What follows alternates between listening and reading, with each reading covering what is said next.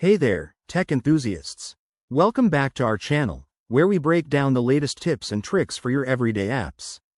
Today, we're diving into something super useful: how to get your bank statement directly from the Phonepe app in 2025. If you're tired of waiting for physical statements or logging into multiple portals, this quick guide is for you. Phonepe has made banking even more convenient with its updated features, so let's jump right in. First off, make sure you have the latest version of the Phonepe app installed on your smartphone. Head over to your App Store, update if needed, and then open the app.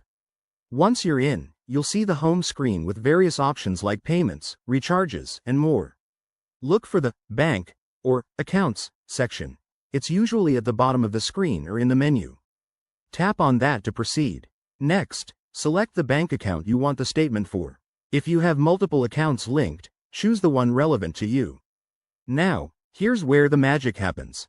Look for an option that says Statement or Download Statement.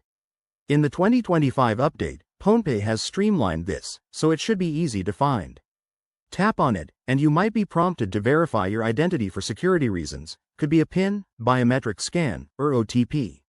After verification, you'll see a screen with options to select the date range for your statement, like the last month, 3 months, or a custom period. Choose what you need, and hit Generate or Download. The app will quickly prepare your statement as a PDF or viewable format right in the app. Once it's ready, you can view it on your phone, save it to your device, or even share it via email or other apps.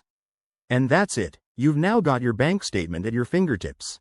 This feature is a game changer for managing finances on the go. Remember, always keep your app updated for the best experience and enhanced security. If you run into any issues, check Phonepe's help section or contact their support.